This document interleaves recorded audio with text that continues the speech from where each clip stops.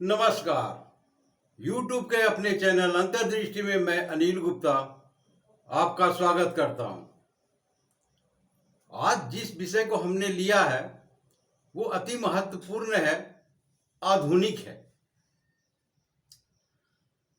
यह है यूट्यूबर। मेष लग्न कुंडली में यूट्यूबर की कुंडली कैसी होती है, इसी को जानेंगे और समझेंगे। सबसे पहले ये जान लेते हैं कि यूट्यूबर बनने के लिए किन किन ग्रहों की आवश्यकता होगी। ये जनरल के लिए, मेष लग्न हम बाद में देखें। तो सबसे पहले शुद्ध शुभ वाणी का होना बहुत जरूरी है। वो कहां से मिलेगा हमको? तो बुध से।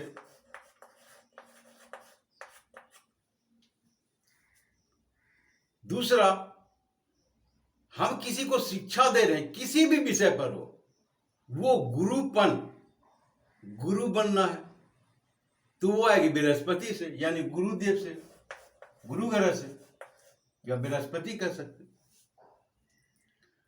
तीसरा है सबसे महत्वपूर्ण बात कि जब हम किसी को समझाते हैं या बताते हैं तो सामने वाला सुन लेना चाहिए ना। अब इतना धीरे बोलेंगे तो सामने वाला को सुनाई नहीं पड़ेगा, तो समझने का प्रश्न ही नहीं उठता। तो उसके लिए क्या चाहिए? लाउड वॉइस, आवाज ऊंची हो। वो कौन देगा?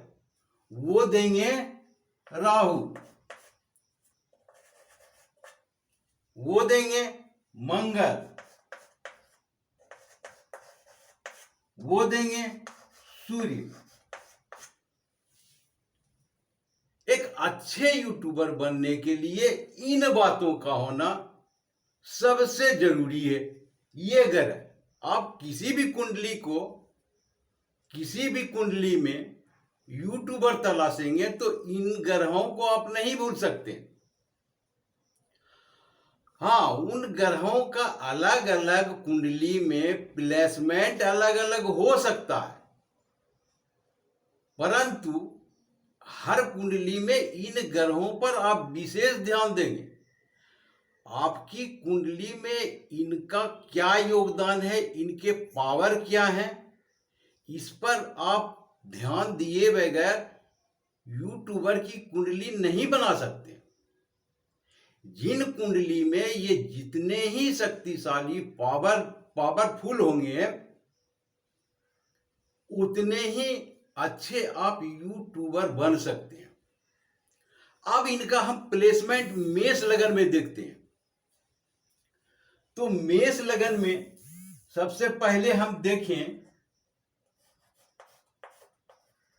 तो इंसान कोई भी काम करे, उनका स्वास्थ्य अच्छा होना चाहिए, शारीरिक बल और मानसिक बल अच्छी होनी चाहिए।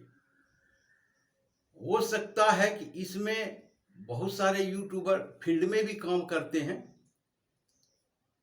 तो वैसे के लिए तो शारीरिक बल भी चाहिए। हाँ, जो बैठे बैठे काम करते हैं उनका मानसिक बल चलेगा, फिर भी उसमें सहयोग शारीरिक बल का होता ही है। तो मेष लग्न कुंडली में लग्नेश बनते हैं मंगल। तो मंगल का प्लेसमेंट अब किसी भी स्थान, केंद्र या त्रिकोण में हो जाए तो जो जातक हैं उनका स्वास्थ्य बेहतर होगा। समझ लीजिए 1, 4, 7, 10, 5, 9 किसी भी भाव में। क्लियर? अब आते हैं दूसरा वाणी भाव से। वाणी भाव यहां शुक्र का बनता है। शुक्र भी शुभ ग्रह है, ठीक है, अच्छा है। शुक्र हो या गुरु हो, तो हम गुरु को ले लेते हैं। गुरु है, ये भी गुरु है, ये गुरु देवताओं के गुरु है, और शुक्र जो है राक्षस के गुरु कहे जाते हैं। अर्थात हम इनका विश्लेषण ऐसे करते हैं, एक का भौतिक ज्ञान से, एक का आध्यात्मिक ज्ञान से। अब आते हैं कि इसमें राहु का प्लेसमेंट कहाँ, या तो यहां करेंगे तो यहां केतु हो जाएगा।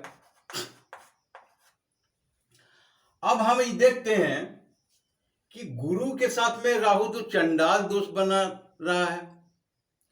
हम यहां सिर्फ यूट्यूबर की बात करते हैं, इसको दरकिनार करेंगे, या नहीं तो दूसरे, माने यदि किसी की कुंडली में ऐसा है तो वो बन सकते हैं। ये नहीं कि आप मंगल ही हो या सूर्य हो, यहां पर चंडाल दोष लग गया तो हम नहीं बन सकते, नहीं बन सकते हैं।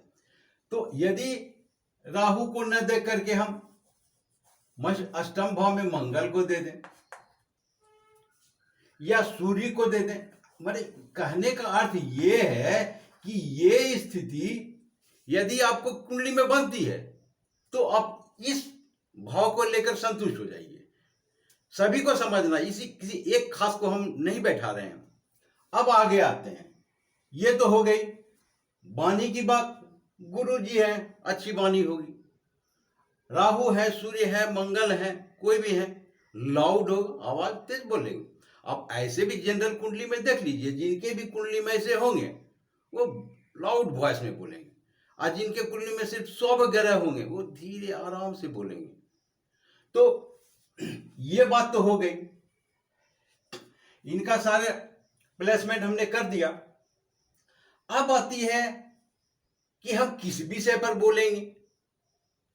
विषय तो अब यूट्यूबर तो अब बन गए, लेकिन आपके लिए विषय तो होना चाहिए।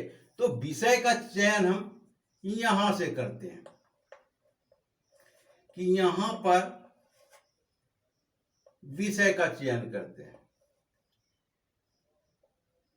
या शुक्र दे देते हैं, बुध और शुक्र, एक गुरु के साथ में ज्ञान का संबंध। तो यहां से आप अच्छे ज्ञान की प्राप्ति कर सकते हैं, जो भी विषय हो, उस विषय पर हम नहीं जा रहे हैं। या कोई भी शुभ ग्रह हो, एक शुभ ग्रह हो, एक पाप ग्रह हो तो भी चलेगा। दूसरी बात, यहां वाणी के एक कारक बताना भूल गया था। वाणी के कारक बुध का प्लेसमेंट इन चारों भावों के अलावा लगन, चतुर्थ भाव, सप्तम भाव, दसम भाव के अलावा पंचम भाव या नवम भाव में होना चाहिए। बुध विशेष ध्यान दीजिएगा। यहां पर ये बन तो रहा है, लेकिन इनके वाणी के कारक ग्रह बुध होते हैं, इनका प्लेसमेंट केंद्र में निश्चित है, जरूरी है, नहीं तो आप नहीं बन सकते हैं। इसीलिए ये विशेष बात है। अब आती है कि सारा चीज तो हो गया, तो हम बनेंगे कब, प्रश्न ये है। तो आप तभी बनिएगा जब बुध की दशा या अंतरदशा, यानी कि कहने का अर्थ है कि उनकी महादशा चल रही हो। आपने देख लिया कुंडली में महादशा आ गई है, आप आराम से उस पर अपना पूरा ध्यान केंद्रित कीजिए, मेहनत कीजिए, बन जाइए। या बीच में बनना चाहते हैं तो किसी भी शुभ ग्रह की दशा में अंतरदशा है तो वो बेहतर होगी।